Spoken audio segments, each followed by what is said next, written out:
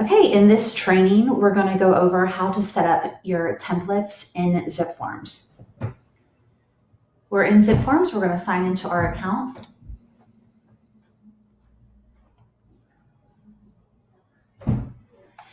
And we're going to work across the top to where it says templates.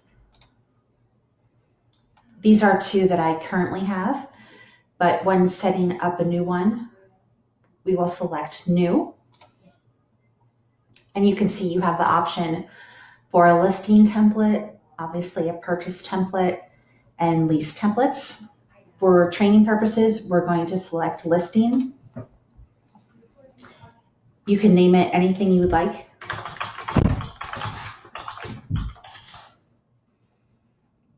And we will select residential, but you can see there are other options for you, and you can certainly make as many templates as you'd like.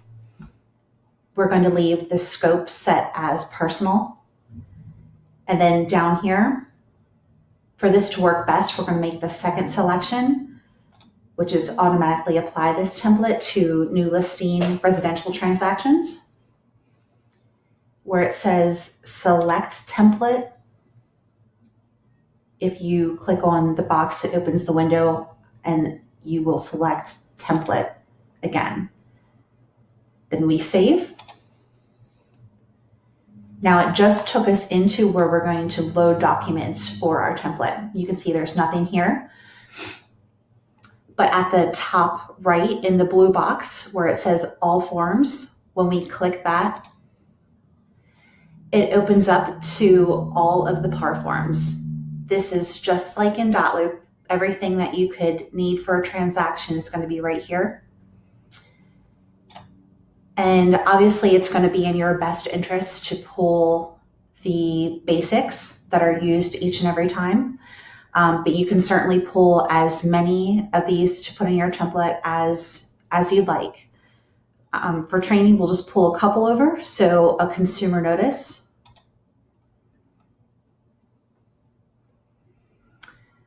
We'll pull a co-broke, even though most of the time you're doing that as the buyer's agent, we'll pull that for this.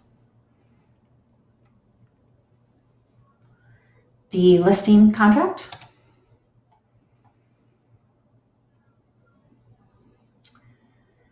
We can pull a lead-based paint form, and we'll just pull one more just for our purposes today. We'll pull a seller's property disclosure. And you can see they all populated over here. So if we just click on the screen, we can begin working on them and filling out the fields. Before we do that, we are going to add a couple more documents that aren't included in the PAR forms. We want to add some of our office documents here. And for that, we are going to go to the far left side and select Add Doc. And that gives us the option to upload from our computer to wherever we have the forms stored. Mine are on my Google Drive on my desktop, so that's what I'm going to open up.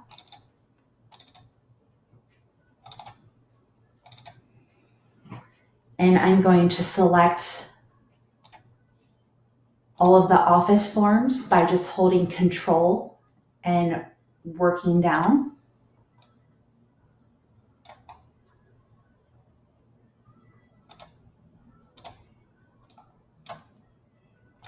If you have Word documents and PDFs saved, you're going to want to select the PDFs rather than the Word format.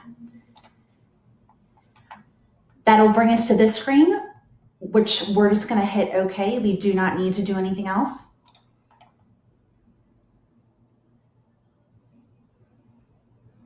And that added our PDFs to our template. From here, I do like to store the office documents in one folder. I just find it helps for organizational purposes. So I'm going to select Add Folder, and we can name it. Okay, that gave us a folder here. And we can store the documents in there one of two ways. We can use the drop down and move to. We'll select that form, then hit move. Or We can drag and drop.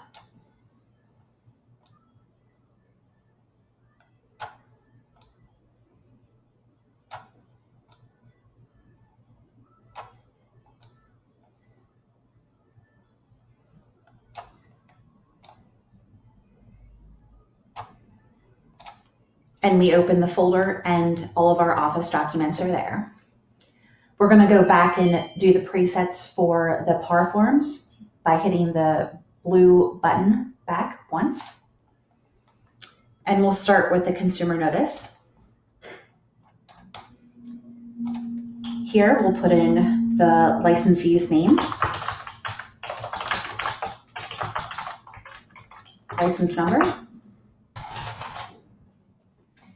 and we want to hit save, which is at the top left.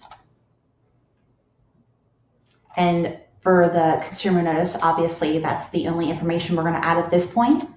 So we will click back.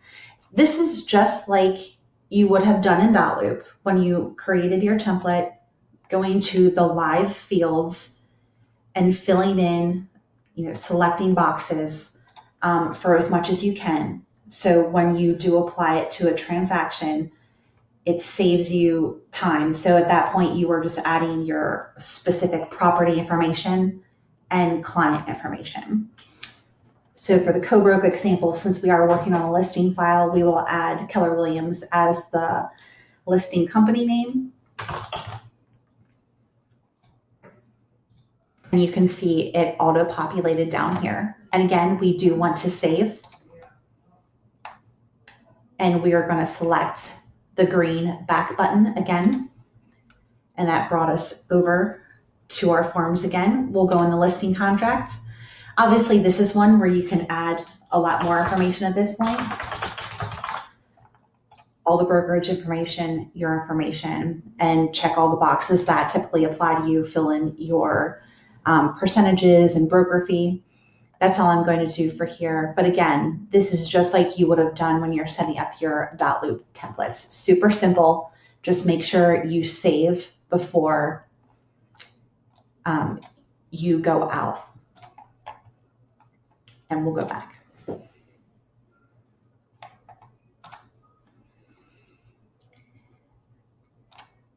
For the training purposes, I'm not going to fill out anymore, but we will go back to our home screen for ZipForms. And I'm going to show you how to apply the template you just created to a transaction. All you have to do is select the transaction button right at the top.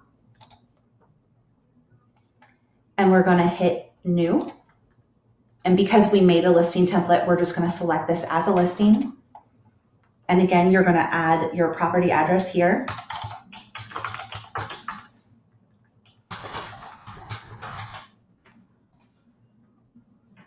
We're going to make this a residential one.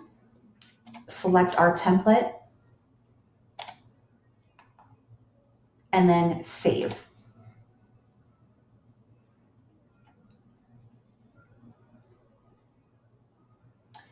All right, so this brought us into our first transaction.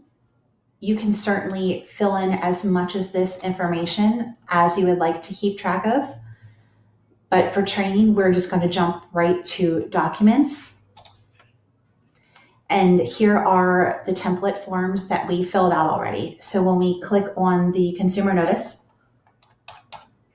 it shows what we have already saved.